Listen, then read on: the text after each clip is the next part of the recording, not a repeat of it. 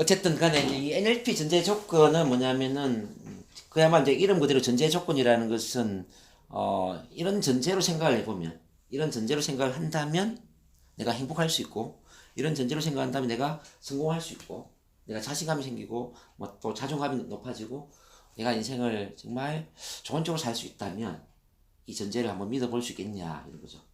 이 전제는 진리이기 때문에 믿어야 된다는 게 아니고 진리라고 증명을 한 건 아니지만 증명된 건 아니지만 이런 전제로 생각을 한다면 내가 행복할 수 있고 성공할 수 있고 부자가 될 수 있고 뭐 인간관계가 좋아지고 어쨌든 인생의 모든 것들이 좋아질 수 있다면은 한번 믿어보는 것은 어떠할까?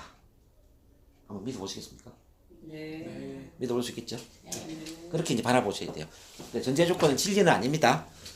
진리는 아닙니다. 그래서 그냥 내가 행복하기 위해서 성공하기 위해서 또 뭐 영업에 성공하기 위해서 좋은 관계를 만들기 위해서 내가 한번 믿어보는 겁니다. 근데 참고로 이제 이 전제 조건에 어느 정도 효과가 있냐면은 NLP 배우는 분 중에 뭐 목사님도 계시고요, 뭐 절에 스님도 계시고, 뭐 수녀님도 계시고, 뭐 다양한 종교인들이 많이 오시거든요. 근데 이제 어떤 스님이 이런 이야기를 했어요.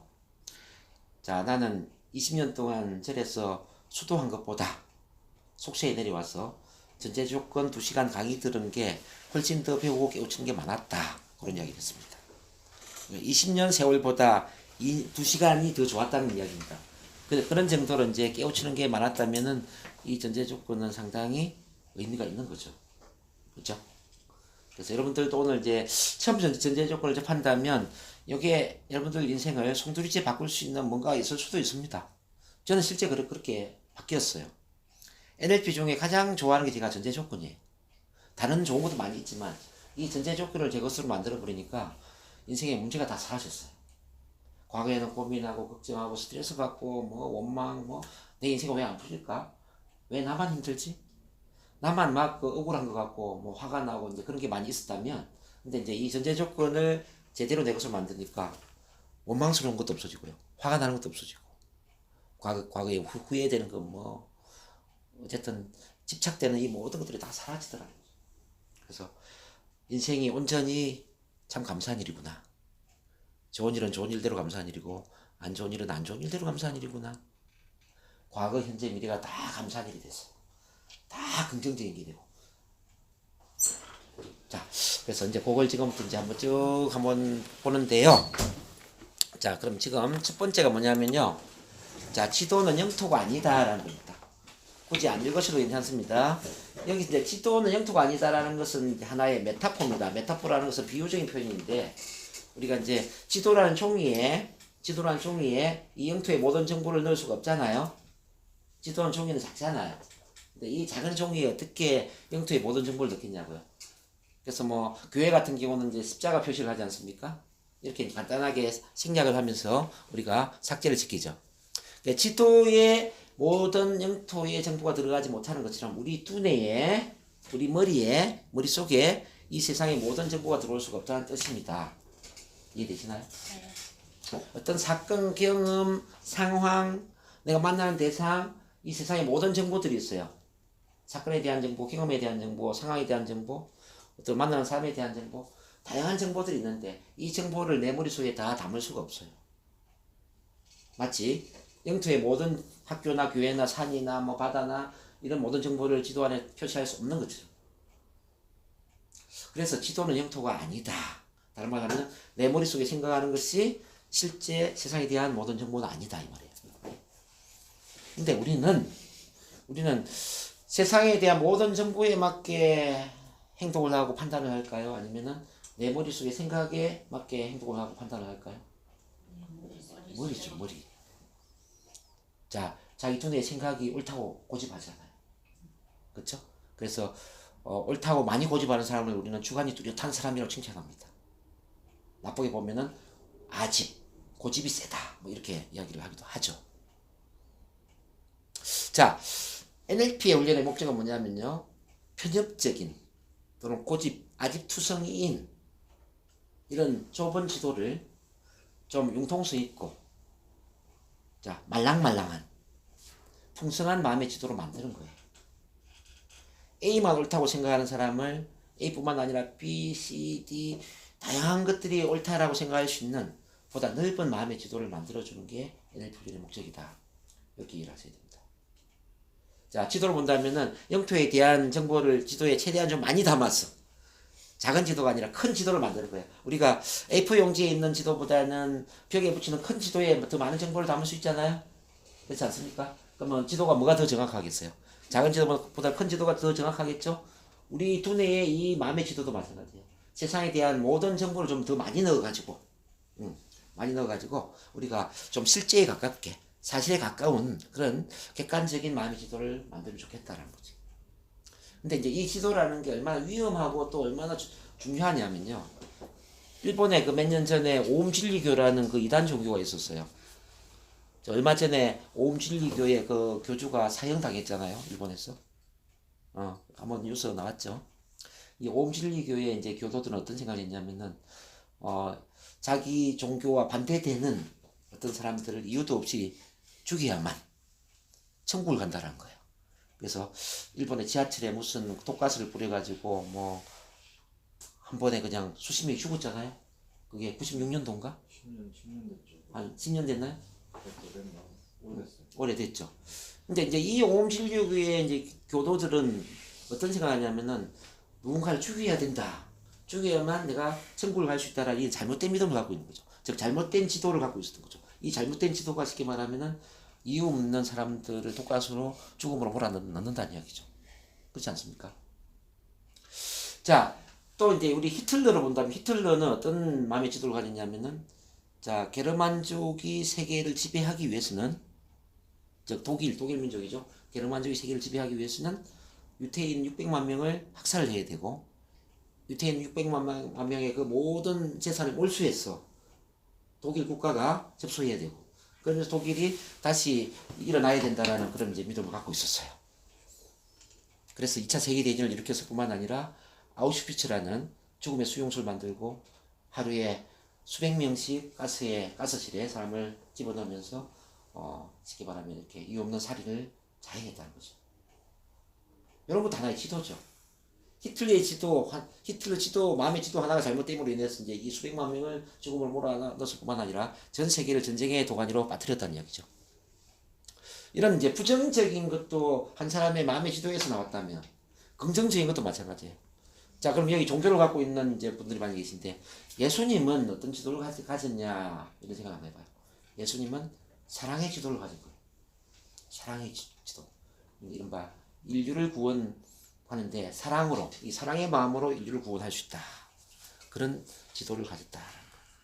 그럼으로써 십자가에 못이 박히고, 그러면서 자, 죄를 용서받게 만들고 모든 사람이 구원될 수 있는 그런 세상을 만든 거예요. 저는 물론 자 기독교를 믿는 기독교인은 아니지만 예수님은 굉장히 존경해요. 뭐 기독교인들이 볼 때는 좀 우스운 이야기일 수 있지만 저는 이제 사랑의 지도를 존중한다는 뜻입니다. 그 외에도 이제 어쨌든 이제 이 세상을 위대하게 만드는 그 사람들의 그 마음의 지도는 반드시 어떤 좀 풍성하고 뭐 가치 있는 좀 위대한 그런 마음의 지도를 갖고 있는 경우들이 굉장히 많이 있습니다. 그 세상을 또 이제 이 범죄나 어떤 악으로 몰아넣는 그 또 마음의 지도를 보면은 굉장히 편협적이고 뭐 자기만의 아집이나 고집에 빠져 있는 그런 경우들이 굉장히 많이 있더라. 근데 나중에 뒤에서 다 이제 배우겠지만은 문제는 좁은 편협적인 지도보다는 좀 풍성한 융통성 있는 지도를 가진 사람이 훨씬 더 긍정적이고 훨씬 더 성공적인 삶을 살 수 있더라는 이야기예요. 쉽게 말해서 한 가지만 옳다고 믿는 사람보다는 한 가지 외에 두 가지, 세 가지, 네 가지 그 이상의 많은 다양성에 대한 옳음이나 다양성에 대한 어떤 선택의 여지를 갖고 있는 분, 이런 분들이 훨씬 더 긍정적이더라는 거죠. 일례로 보세요. 비가 내렸을 때, 비가 내리니까 오늘 출근하기가 힘들고 내 옷이 비에 젖어서 또는 교통체증 때문에 정말 많이 힘들겠어 라는 생각만 하는 사람보다는 그 생각을 하면서 또 다른 생각을 하는 거죠. 아, 비가 내리니까 교통체증도 있고 옷도 젖을 수 있지만 우산 파는 우리 삼촌이 우산을 많이 팔아서 돈도 벌겠고, 시골에 농사 짓는 우리 부모님은 농사 잘 될 수도 있겠고, 사막에 있는 사람은 오아시스에 물이 생겨서 좋겠고, 이런 다양한 생각을 하니까 이 사람은 비가 내리지만 마음이 어때요? 부정에서 긍정으로 더 많이 바뀌잖아요. 그래서 이제 긍정과 부정이라는 것은 이분법적인 사고가 아니라 저는 이렇게 봅니다. 자, 더 많은 것을 생각할 수 있는, 즉, 더 선택의 여지가 있는, 더 융통성이 있는 생각을 하는 사람일수록 긍정적인 사고를 하더라는 거예요. 그리고 자기만 옳다고 생각하는 그 편협적인 고집이나 아집을 가진 사람일수록 훨씬 더 부정적이더라는 거죠. 그래서 이제 우리 NLP 훈련의 목적은 뭐냐면은, 흑백 논리도 아니고요. 흑백 논리도 아니고, 긍정과 부정을 이분법적으로 나누는 것도 아니고, NLP는 보다 풍성한 마음의 지도를 만들어줌으로 인해서 스스로 긍정의 사고를 하게 하고, 스스로 위대한 사고를 하게 하고, 스스로 성공이나 행복에 마음을 갖게 만드는 그런 것들을 도와주는 마음의 지도를 만들어주는 게 목적이다. 여기까지 이해되십니까? 네. 그래서 NLP는 종교와 관계가 있어요, 없어요? 관계가 전혀 없죠. 왜냐하면 기독교관도 다 옳다고 우리는 타당성을 인정하는 겁니다. 불교관, 이슬람교, 어떤 종교인지 모르겠지만 어쨌든 모든 종교에서 주장하는 그런 걸 다 다양성을 다 존중을 해준다는 거죠. 그리고 어떤 삶, 어떤 이야기 하든지 간에 그 타당성을 다 인정하는 겁니다. 답을 내려주는 게 아닙니다. 뭘 해야 된다라고 우리는 규정하지 않습니다. 모든 게 다 옳다라고 얘기해 줍니다. 그리고 이제 사람을 만날 때도 이제 우리는 이렇게 이제 비교를 해야 됩니다. 나만의 지도가 옳다라고 고집을 하는 게 아니라 나의 지도도 옳은 부분이 있지만 상대방의 지도도 옳은 부분이 있다. 그래서 나의 지도를 포기하고 상대방의 지도를 받아들이는 게 아니라 나의 지도도 옳지만 상대방의 지도도 옳은 부분이 있기 때문에 상대방의 지도를 존중을 해야 된다는 거예요. 이해되시나요? 네. 이분법적인 사고가 아니라는 거죠. 자, 나의 생각도 어느 정도 옳지만 상대방의 생각도 옳은 부분이 있다 이 말이에요. 그래서 상대방의 지도를 존중해야 된다. 상대방의 생각을 존중해야 된다. 모든 사람의 생각은 어느 정도 타당성이 다 있는 거예요. 어떤 생각이 완전히 100% 옳고 어떤 사람의 생각이 완전히 틀리고 이런 건 없어요. 우리가 이게 주의해야 될 부분이 그래요. 특히 이제 종교를 갖고 있는 분들이 그런 그 주장을 많이 하는 경우가 있어요. 기독교를 믿는 사람은 기독교를 믿어야만 구원을 받을 수 있다, 천국을 갈 수 있다. 또 불교를 믿는 사람은 불교를 믿어야 된다. 그럴 수가 있잖아요. 근데 우리는 이제 그런 걸 따지지는 않는다는 뜻입니다. NLP로 본다면은 자, 불교는 불교대로, 기독교는 기독교대로, 또 A라는 사람은 A대로, B는 B대로, C는 C대로 모든 사람은 자기만의 그런 타당성을 다 일정 부분 갖고 있더라. 그래서 우리는 모든 사람의 지도를 존중한다. 자, 이해되셨습니까? 네. 자, 그게 이제 10번째입니다. 그럼 지도는 영토가 아니다. 이해가 되셨죠? 네. 요거 잘 이해를 하면 나머지는 아주 쉽게 이해가 될 수 있어요. 아주 중요한 그런 전제 조건입니다. 자, 그 다음에 전제 조건 2번을 들어갑니다. 2번. 자, 인간의 행동은 목적 지향적이다. 시작. 인간의 행동은 목적 지향적이다. 자, 사악한 행동이건 긍정적인 행동이건 어떤 행동이건 간에 모든 사람은 목적을 지향하고 있습니다. 목적이 없는 행동은 없어요. 근데 이제 여기서 이제 목적이라는 것을 보면 이제 크게는 두 가지로 생각을 해볼 필요가 있는데, 하나는 고통을 피하기 위한 목적이고요. 하나는 즐거움을 얻기 위한 목적이에요. 자, 고통을 피해서 즐거움을 얻고자 하는 그런 목적을 사람들은 지향하는데, 네. 그래서 고통을 피하는 것은 회피적인 목적이 되어 있고, 즐거움을 얻고자 하는 사람은 지향적인 목적이 되겠죠. 그래서 고통을 피해서이건 즐거움을 얻기 위해서건 모든 사람은 그런 두 가지 중에 어떤 목적을 가지고 행동을 하더라는 거죠. 자, 예를 들어서 어떤 사람이 도둑질을 했어요. 근데 그 도둑질을 한 마음을 들이다 보니까 어머니가 병원에 입원을 했는데 병원비가 없는 거예요. 병원비가 500만 원이 필요한데 대출도 안 되고 은행에 통장에 적금한 돈도 없고 빌려주는 사람도 없고 돈이 없는 거예요. 그래서 어쩔 수 없이 500만 원을 훔친 거예요. 그러니까 훔친 행동은 잘못됐지만 이 사람의 목적은 뭐예요? 자, 병원에 입원한 어머니한테 병원비를 지불하는 거죠. 그렇죠?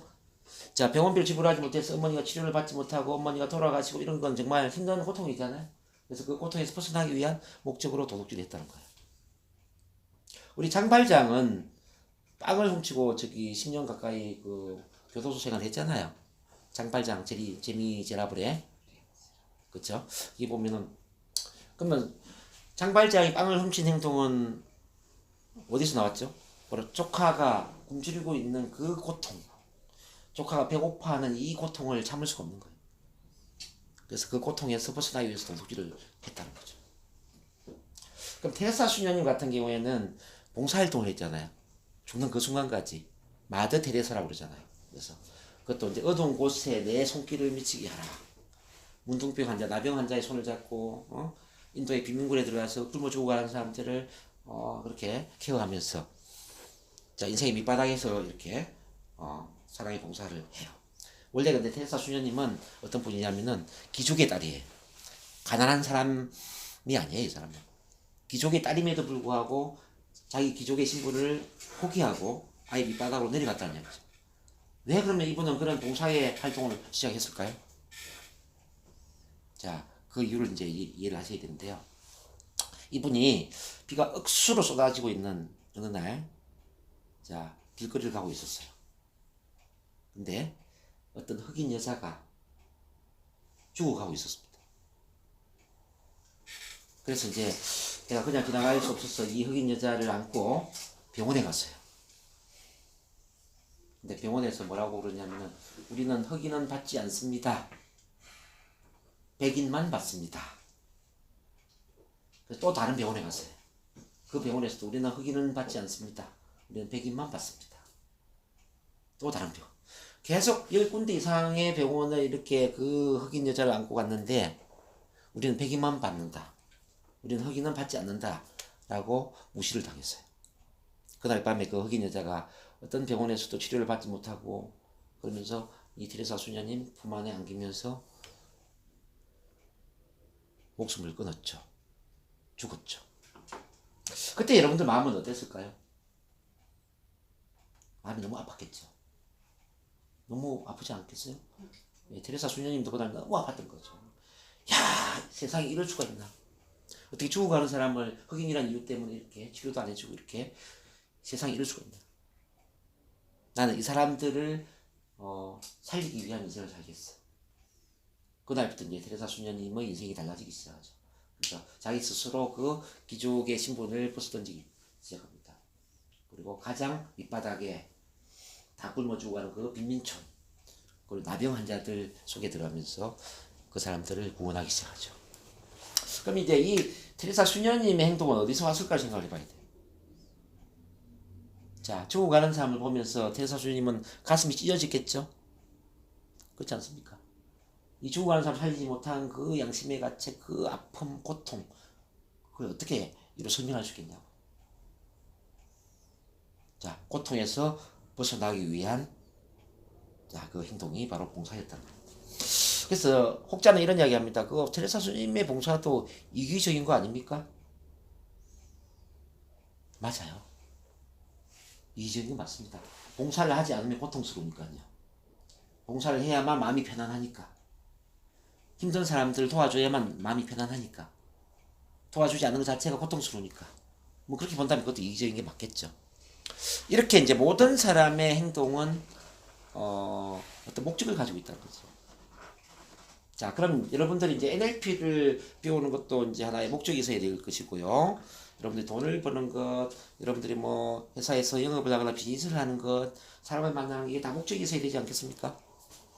네, 그 목적에 있어서 고통과 즐거움은 굉장히 중요한 겁니다. 자, 나는 NLP를 훈련하면서 어떤 고통에서 벗어나기를 원하느냐에 대한 회피적인 목적이 분명히 필요하고요. 자, NLP를 통해서 나는 어떤 것을 이루고자 하느냐, 반드시 이루고자 하는 그 지향적인 목표를 여러분들은 반드시 가질 필요가 있다는 거죠. NLP를 배우면 좋긴 좋은데 뭐 안 배워도 크게 문제는 안 돼. 그러면 여러분들 자주 빠질 겁니다. 안 그래요? 근데 NLP를 통해서 나는 이런 고통을 없애고 이런 즐거움을 나는 얻어야 돼.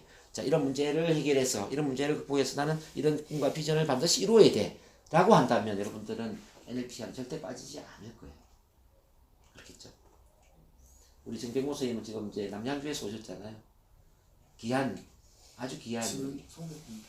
예? 지금 성공입니다. 그렇습니까? 어쨌든 지금 이 나이를 보면은 이제 가족이 굉장히 소중한 가장의 책임도 무거울 텐데 일요일을 이 가족을 벗어나서 이렇게 혼자만을 위한 시간을 갖는 것이 쉬운 일이 아니거든. 자, 저는 이제 안 봐도 알아요. 아, 우리 선생님은 이 발표 불안, 고질적인 발표 불안 진짜 벗어났으면 좋겠다. 이 고통 강할 걸 생각합니다. 맞죠? 네.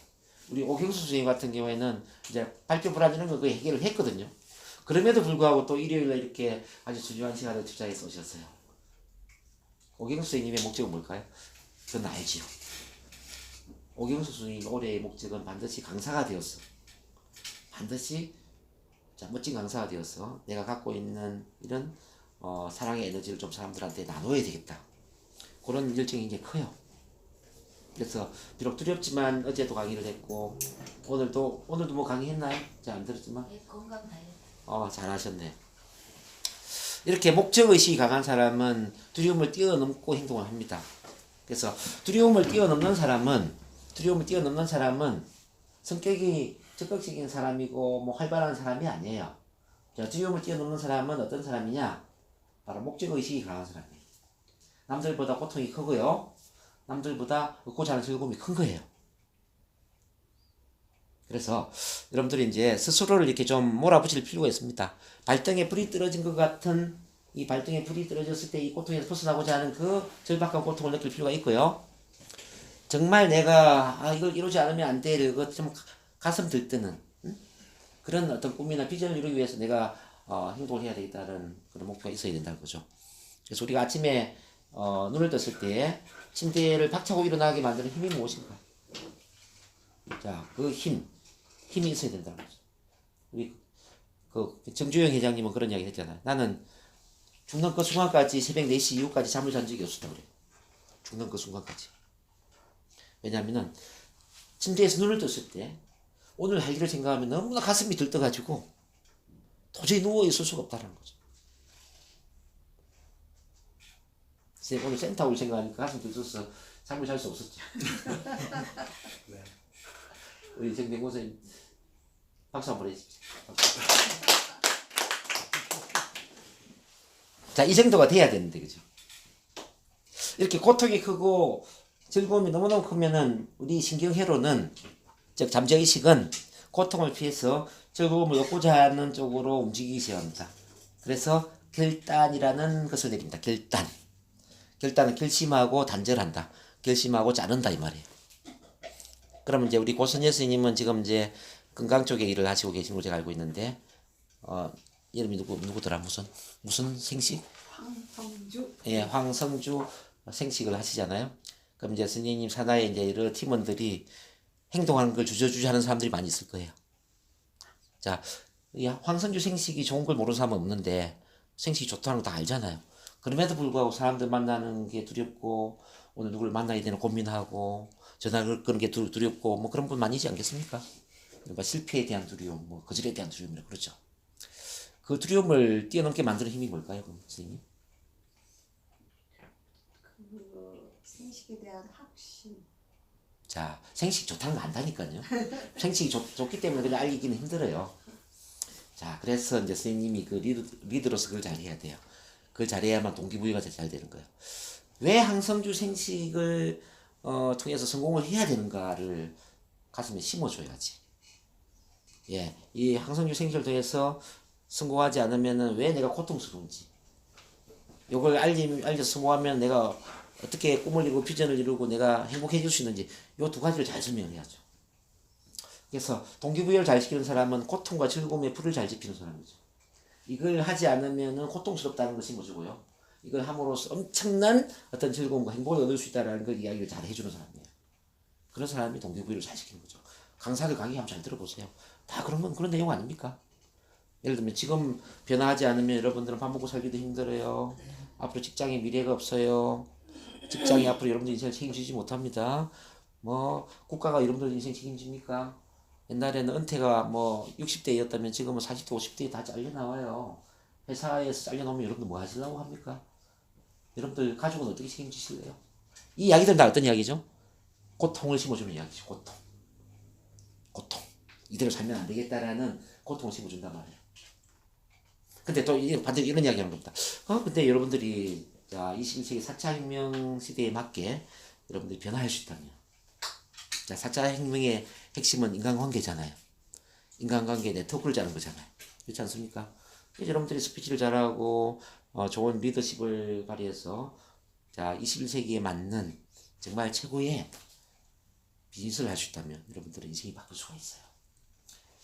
2년 5년이면은 여러분들은 부자가 될 수 있단 말이에요. 2년 5년 정도면 충분히 인생 역전이 가능하죠. 자, 인생 역전은 뭐예요? 즐거움이에요, 고통이에요? 저건 고통이죠. 근데 이렇게 이제 두 가지를 다 이야기를 하는 거예요. 근데 실제 또 사기꾼들도 이걸 잘 이용해, 사기꾼들. 요즘 보면은 이제 제가 보니까 이제 우리 센터에도 그런 분이 있어서 가지고 걱정스러운데 코인업이라는 그런 그 잘못된 사기 집단이 있어요. 코인업이라는. 거기 보니까 1,000만 원을 투자를 하면은 한 2달 만에 5배 돈을 번다는 거죠. 1,000만 원을 투자하면은 한 2달 후에 5천만 원을 번다는 거예요. 그럼 1,000만 원 투자할 수 있어요, 없어요? 그게 사실이라면. 투자해야죠. 막 이렇게 작년 한 10월부터 막 마케팅을 해가지고요. 이제 특히 우리 이제 고순희 선생님처럼 이렇게 지긋한 어르신들을 이제 다 모아놓고, 예? 쌈짓돈. 그러니까 퇴직금 이런 걸 다 투자하게 만든 거예요. 어떤 사람은 10억을 투자를 했대요. 작게 투자한 게 1000만 원이죠. 근데, 그러니까 두 달 만에 5배를 준다니까, 안 그렇습니까? 이 5배를 준다는 거는 고통입니까? 즐거움입니까? 즐거움이죠. 이렇게 엄청난 즐거움을 안겨준 거예요. 거기에 그러니까 이제 사람들이 놀아난 거죠. 그것도 수십만 명이 세상에. 우리 센터에 근데 선생님이 관련이 돼 있어 제가 하는 이야기. 아유 내가 미치겠다니까. 그런 일들이 왜 일어나느냐를 생각을 해야 돼요. 자, 사람은 어떻게 해서 움직이느냐, 어떻게 해서 행동하느냐, 잘 생각해야 됩니다. 어떻게 가슴속에 고통을 심어주고, 어떻게 즐거움을 안겨주느냐, 이걸 말로서 어떻게 풀어내느냐가 참 중요하다. 이게 비전, 동기부여를 시키는 사람 전부 고통과 즐거움입니다. 나 자신도 마찬가지입니다. 나 자신을 변화시키는 힘도 바로 고통과 즐거움입니다. 그래서 나한테 고통을 안기고 즐거움을 심어줘야 돼요. 내가 변화를 하려면. 자, 변화하지 않는 그 현재의 나의 모습이 죽기보다 싫고요.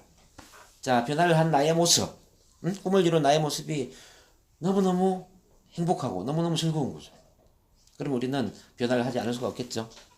자, 센터 나오는 것도 같은 원리입니다. 센터 안 나오고 오늘 저기 집에서 TV 보면서 방바닥에 엑스레이를 찍으면은 어떻게 될까요? 그러면은 몸은 나른해지고 물론 휴식은 되겠지만 내일 월요일 또 출근할 때 아마 에너지도 좀 빠지고 아마 일주일이 좀 많이 힘들어질 거예요. 그죠? 에너지 충전이 안 됐기 때문에. 자, 이건 고통스럽죠? 근데 반대로 오늘 센터 나오는 건 조금 좀 신경을 써야 되겠지만 이 센터를 넣으면은 마음도 좀 후련해지고 자신감도 생기고 열정도 생기고 일주일을 열심히 살 수 있는 그 큰 에너지를 내가 얻을 수 있다라고 생각한 거예요. 그러면은 나오지 않는 것은 방바닥 엑스레이, 출근하기 힘들고 일주일 힘들어 고통.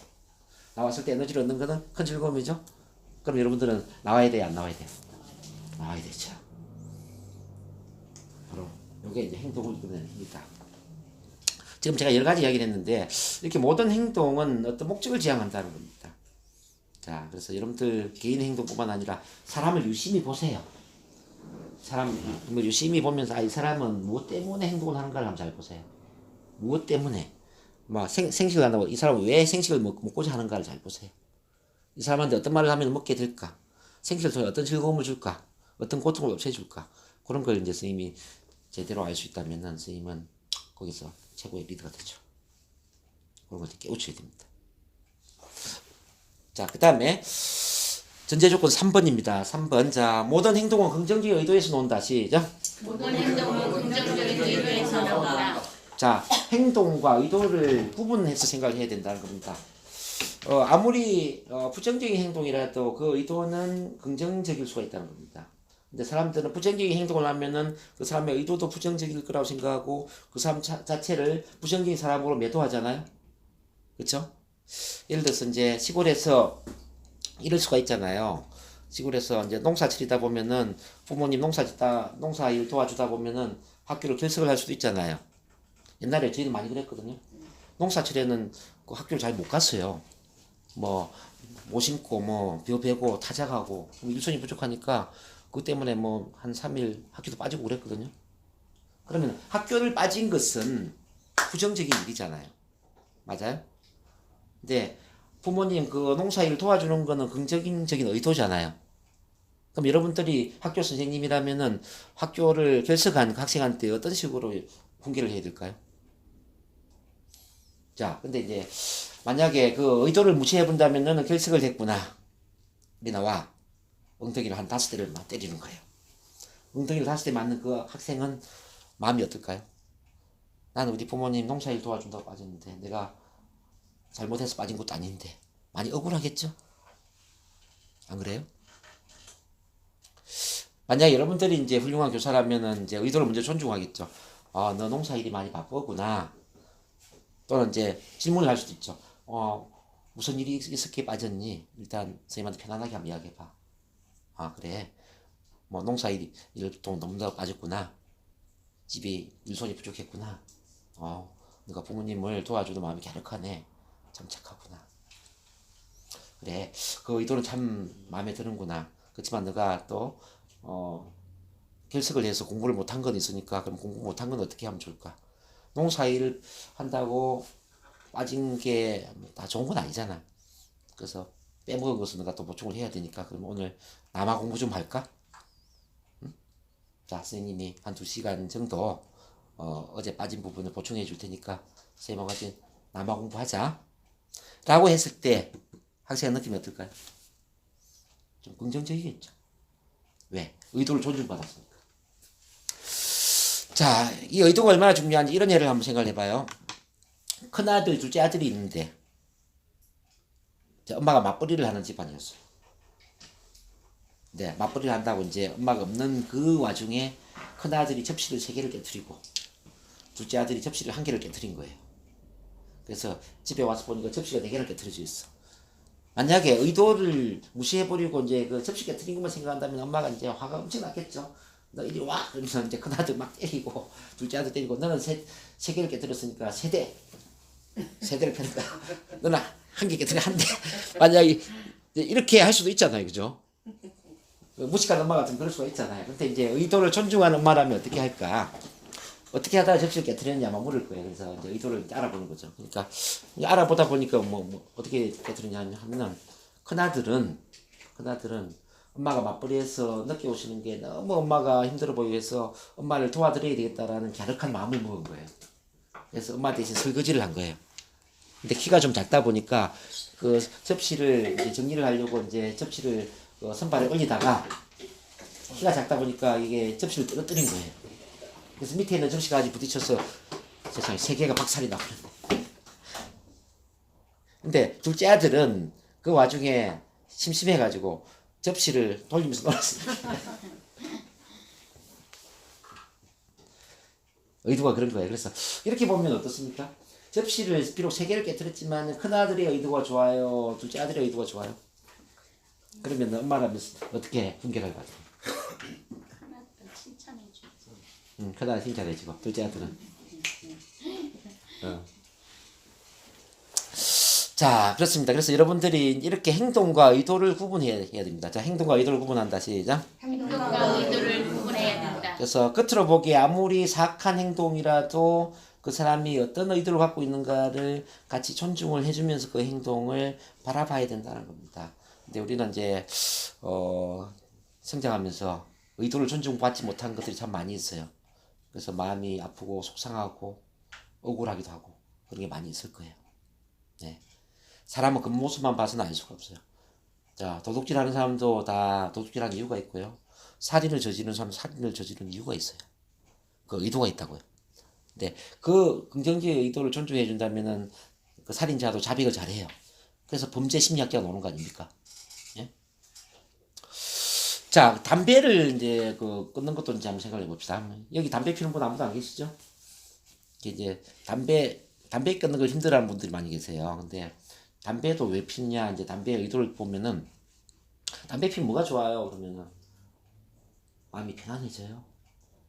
긴장이 풀려요. 예. 일단은 인간관계에 어색한 분위기가 없어질 수 있어요. 이런 이야기를 하죠. 그러면 담배 피는 거는 몸에 해로운 거지만은, 긴장이 풀리고 편안해지는 거는 긍정적인 거죠. 그래서 담배만 끊으려고 하지 말고, 긴장이 풀리고 편안해지는 이 긍정의 의도를 존중을 해줄 수 있다면 담배 끊는 거는 쉬워진다는 뜻입니다. 게임 중독도 그렇고요. 뭐 좀 부정적인 패턴들 내면에는 대개는 그 긍정적인 의도들이 숨어 있어요. 그래서 긍정적인 의도, 의도를 존중해야 된다. 자, 의도를 존중한다. 시작. 자, 그 다음에 이제 네 번째를 지금 여러분들이 이제 이걸 보셔야 되는데, 요거는 제가 가장 좋아하는 거예요. 자, 무의식은 선의식이다. 이게 시작. 무의식은 선의적이다. 자, 우리 무의식은 나를 긍정적으로 도와주려는 선의적인 의도를 갖고 있다는 거죠. 무의식은 나를 항상 도와주려고 그래요. 그래서 무의식은 돌쇠고 나는 마님이다. 돌쇠는 마님을 도와주려고 하죠. 자, 무의식은 그러면 어떤 식으로 우리를 도와주려고 하느냐를 이해를 해야 됩니다. 자, 무의식은 말을 할 줄 모르잖아요. 그래서 이 무의식은 어떤 정상이나 정상, 신체의 뭐 아픔 정상이나 어떤 문제를, 예, 경상도 사람이라고 이해하세요. 자, 어떤 정상이나 문제를 통해서 어떤 도와주고자 하는 긍정적인 신호를 보내더라는 거죠. 네. 예를 들어서 무의식이 이제 몸살이라는 걸 통해서 자, 몸살이 났어요. 몸살이라는 증상을 통해서 몸살 통해 당신은 3일간은 일을 하지 말고 휴식을 하세요. 라는 신호를 보내는 거예요. 그러면 몸살이라는 증상은 고마운 거예요? 미운 거예요? 고마운 거죠. 몸살이 안 걸렸으면 계속 관호할 거 아닙니까? 몸살이 안 걸렸으면 계속 일을 하다가 죽는 줄도 모르고 죽는 거예요. 객사하는 거죠, 객사.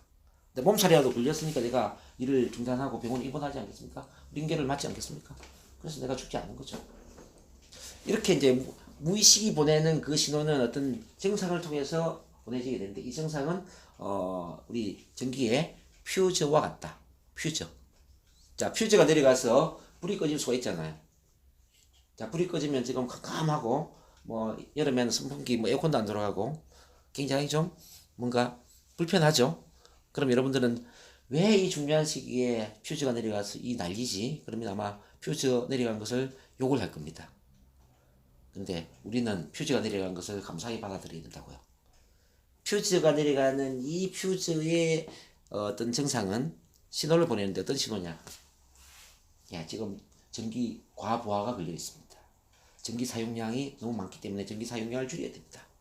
전기가 누전이 되고 있습니다. 누전된 곳을 찾아서 고쳐야 됩니다. 뭐 이런 신호 아닙니까? 만약에 퓨즈가 안 내려갔다면 어떻게 될까요? 퓨즈가 안 내려갔다면 계속 전기가 누전이 되겠죠? 계속 전기 사용을 많이 하겠죠? 그럼 어떤 일이 생기죠? 불이 나겠죠? 건물이 불탈 거예요.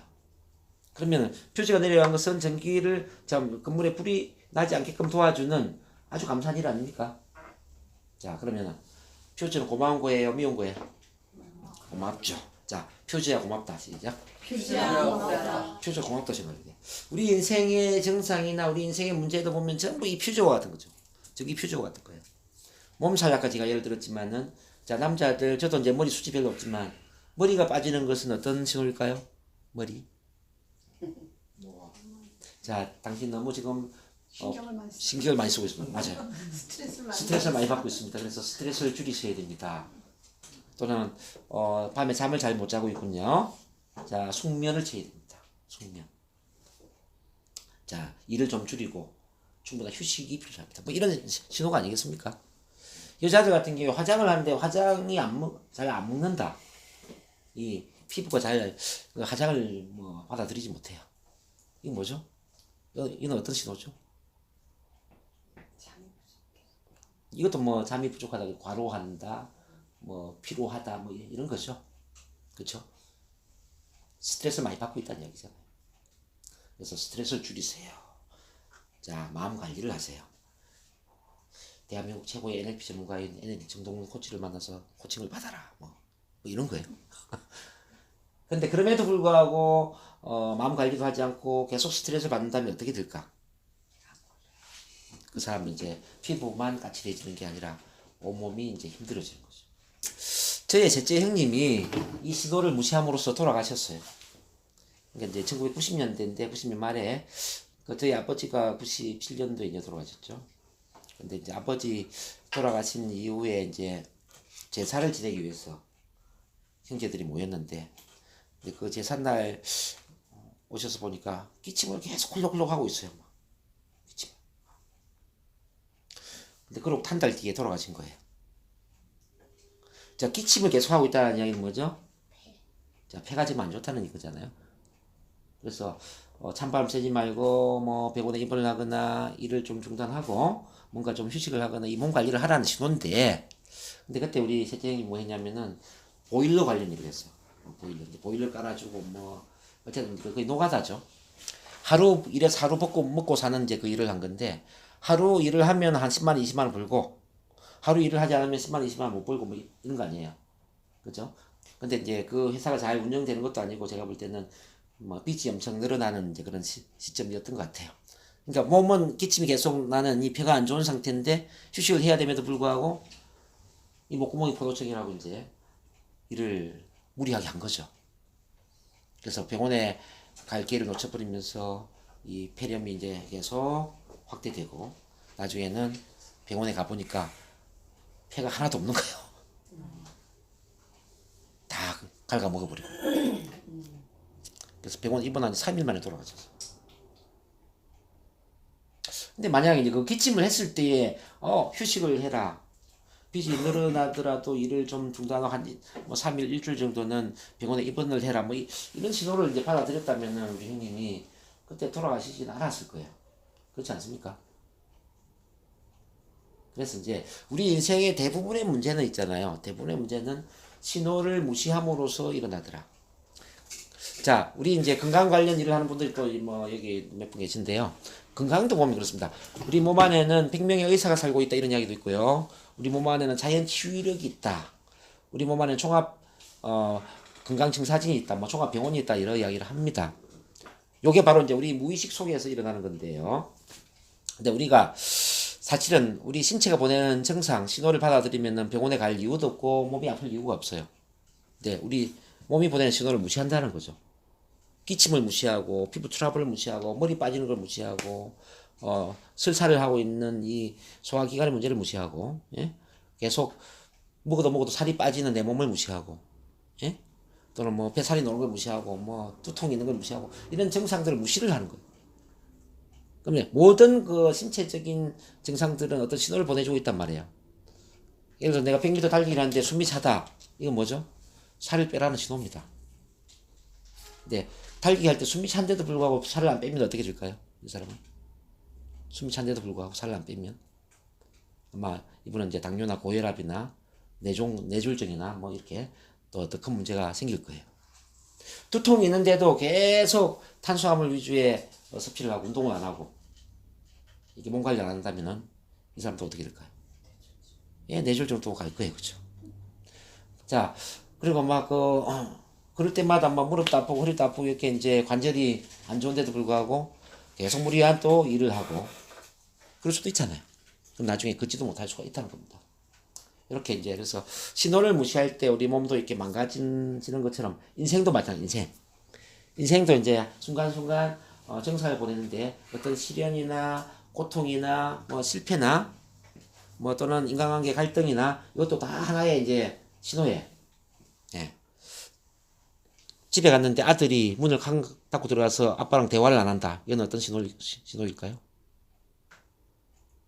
아들이 외면한다. 예. 아빠가 내 마음을 알아주지 않는다. 그렇죠. 아빠한테 뭐 서운한 게 있다. 뭐 이런 걸 이제 보내겠죠.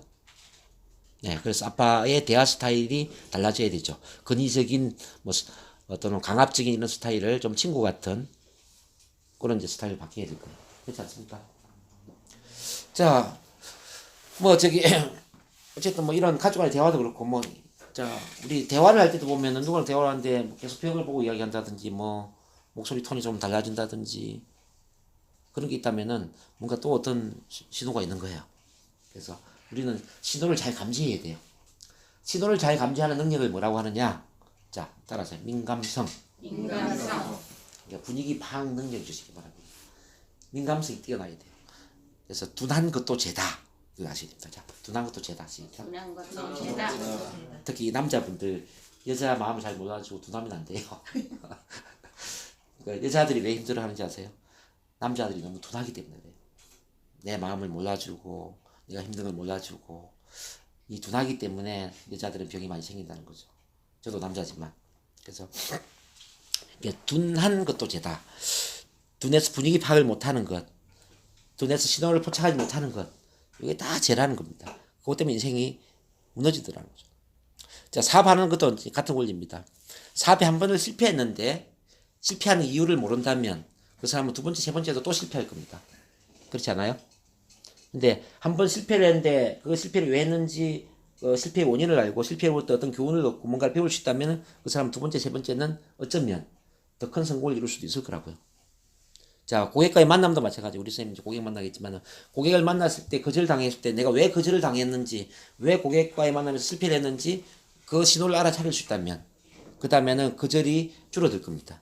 실패가 줄어들 겁니다. 근데 한번 거절을 당했는데도 불구하고 이 사람이 왜 거절을 했는지를 모르고 왜 실패했는지 내가 모른다면 계속 그 사람은 더 많은 거절을 당하지 않겠습니까? 그렇지 않아요? 그래서 신호를 무시한다라는 것은 더 큰 미래에 문제를 일으킨다는 거죠. 모든 건 신호를 무시하기 때문에 일어난다는 걸 여러분들이 이해를 하셨으면 좋겠어요. 자, 4번 너무 좋아하다 보니까 4번을 제가 많이 이야기한다고 시간이 걸렸네요. 자, 5번 보겠습니다. 자, 선택할 수 있다는 것은 그렇지 못한 것보다 바람직하다. 시작. 선택할 수 있다는 것은 그렇지 못한 것보다 바람직하다. 자, 지금 술을 가지고 지금 비교를 해주고 있는데 막걸리, 양주, 맥주, 소주 뭐 이렇게 다양한 술을 마실 수 있는 사람과 이 중에 한 가지만 마실 수 있는 사람하고 비교를 한다면 술자리 가면 누가 더 유리할까요? 다양한 술 마실 수 있어서 유리하겠죠? 자, 만약에 노래방을 갔어요. 노래방을 갔는데 나는 찬송가도 부를 수 있고 동요도 부를 수 있고 뭐 가요도 부를 수 있고 부를 수 있는 노래의 장르가 너무 많은 거예요. 근데 나는 찬송가만 부를 수 있어. 그럼 누가 더 유리하죠? 여러 가지. 인간관계도 같은 원리입니다. 나는 내 스타일에 맞는 사람과는 친할 수 있지만 내 스타일과 다른 사람은 좀 힘들어. 이런 사람보다는 나는 내 스타일과도 좀 친할 수 있고 뭐 스타일이 좀 다른 이런 A, B, C 다양한 유형과도 난 잘 어울릴 수 있어. 이 사람이 더 낫지 않겠어요?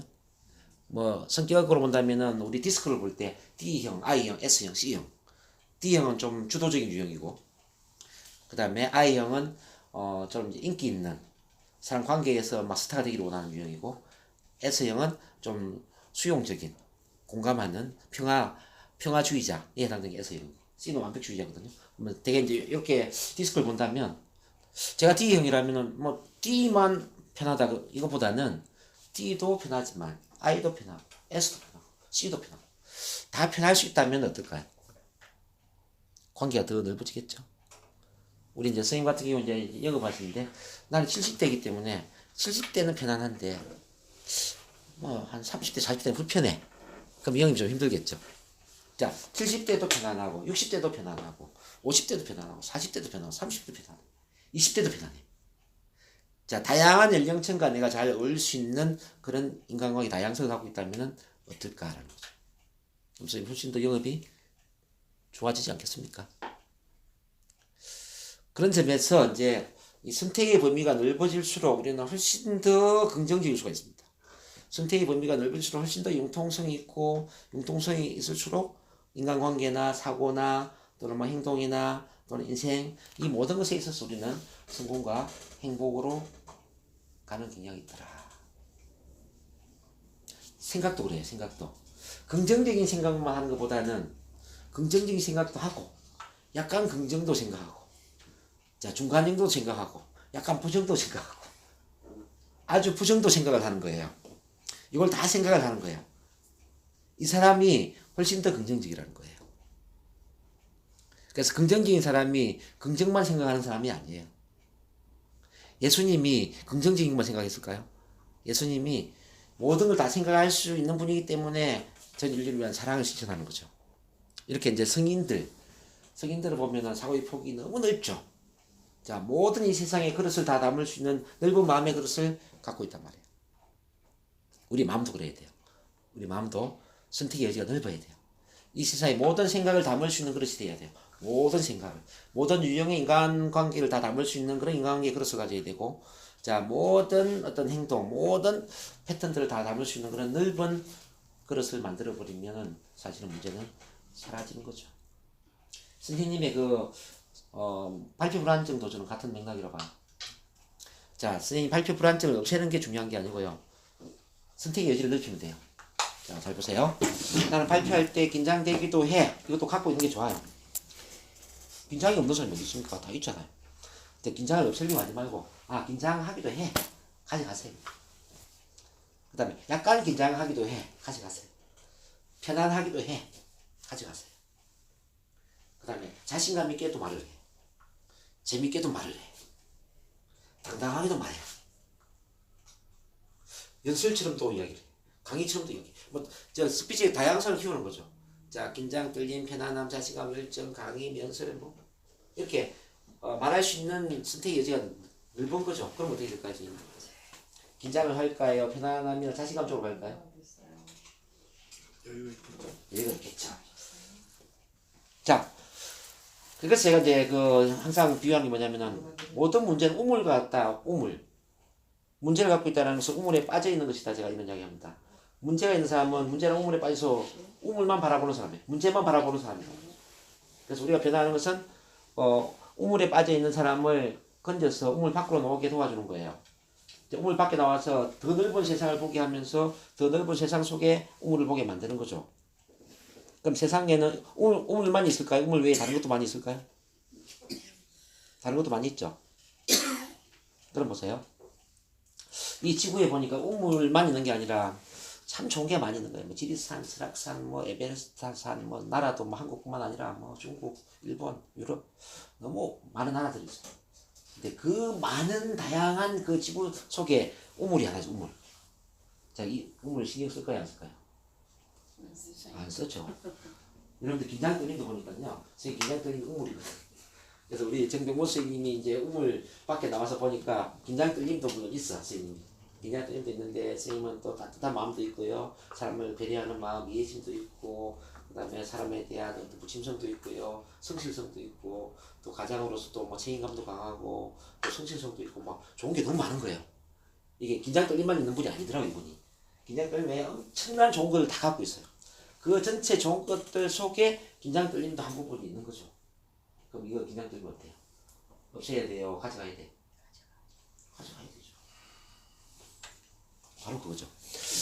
그래서 문제는 없애는 게 아니라, 잘 이해해야 된다.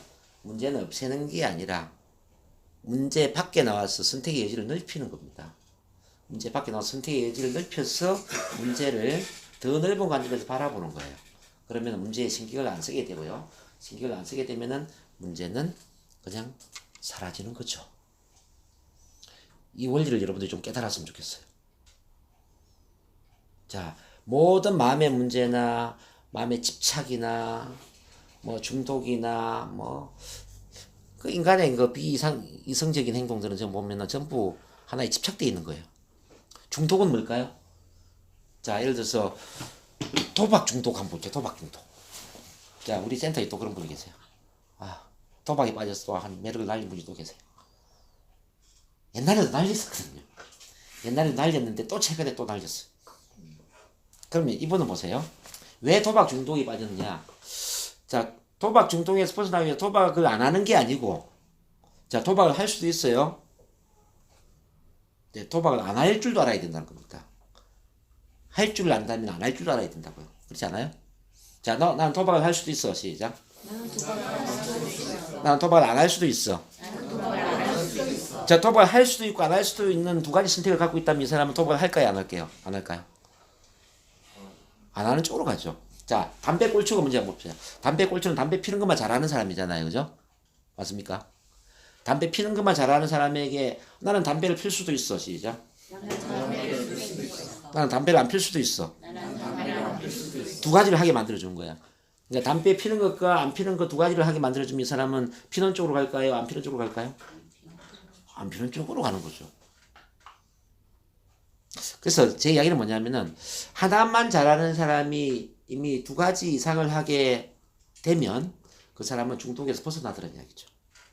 자, 긴장 떨림만 느끼면서 발표할 때 긴장 떨림만 갖고 있는 사람에게 긴장 떨림 외에 편안하게도 말해주고 당당하게도 말하게 만들어주고 뭐 재밌게도 말하도록 도와주고 이렇게 선택의 여지가 넓어지면 긴장 떨리면 그냥 신경 안 쓰더란 이야기죠.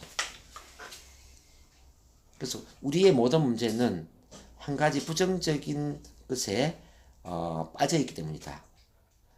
자, 부정적인 외에 나머지 선택의 여지가 없기 때문이다 이 말이에요. 그래서 하나만 잘하는 사람을 두 가지 이상을 잘할 수 있도록 도와주는 것들이 바로 그 모든 것들을 해결하게 도와줍니다. 사고도 이제 그렇게 해야 됩니다. 사고도 나는 이 생각을 하지 말아야지 그거 아닙니다. 자, 부정적인 생각을 할 수가 있잖아요. 근데 그 부정 포함해서 다소 부정, 그냥 중간, 다소 긍정, 아주 긍정, 이 모든 걸 생각하게 만들어주는 거예요. 생각이 다양해지는 거죠. 자, 시험 친다면은 시험에 합격하는 것도 좋아. 시험에 떨어지는 것도 좋아. 두 가지를 다 생각해 준 거예요. 그러면 시험 그 어떤 긴장 떨리면 불안 없어지죠. 자, 발표할 때 내가 발표를 잘할 수도 있어. 자, 발표를 잘 못할 수도 있어. 두 가지를 다 생각해 준 거죠. 발표할 때 긴장되고 떨릴 수도 있어. 하지만 편안하게 할 수도 있어. 뭐 자신감 있게 할 수도 있어. 뭐든지 난 괜찮아. 그러면 신경 안 쓰겠죠. 자, 날씨를 볼 때 오늘 날씨가 비가 올 수도 있어. 비가 오면 우산 가져가지 뭐. 날씨가 흐릴 수도 있어. 날씨가 맑을 수도 있어.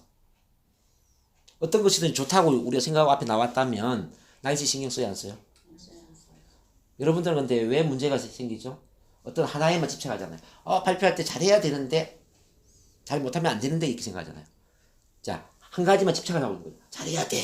잘해야 돼. 이거 반대는 안 돼. 절대 안 돼. 잘해야 돼.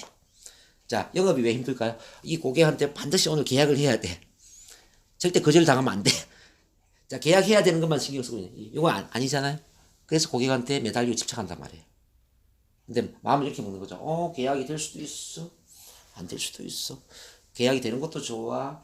안 되는 것도 좋아. 선택의 여지를 같이 보는 거죠.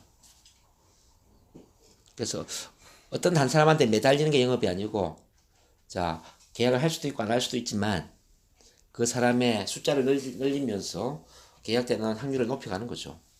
그래서 더 많은 사람을 만나야 된다는 거죠. 영업도. 더 많은 사람을 만나다 보면 확률적으로 계약하는 사람들이 많아지는 거죠. 그렇지 않습니까? 그래서 우리 삶에 있어서 꼭 A라는 건 있을 수가 없습니다. A일 수도 있고 B일 수도 있고 C일 수도 있고 D일 수도 있고 그 다양성을 다 인정을 해야 됩니다. 그 다양성을 다 인정하는 순간 그때부터 마음이 편안해지게 되고요. 그때부터 마음에 여유가 생기게 되고 아마 여러분들이 마음이 긍정적으로 바뀌게 될 겁니다. 그래서 선택할 수 있다라는 것은 선택할 수 없는 것보다 유리하다. 이거 이해됩니까? 네. 너무 제가 많이 설명을 한 거 아니에요? 좀 쉬워요, 어려워요? 쉬워요. 네, 쉬워요. 예문을 적절하게 많이 해주셔서 요게 굉장히 어려운 거예요. 어려운 건데 제가 여러분들 눈높이 맞춰서 제가 풀어드리고 있는 겁니다.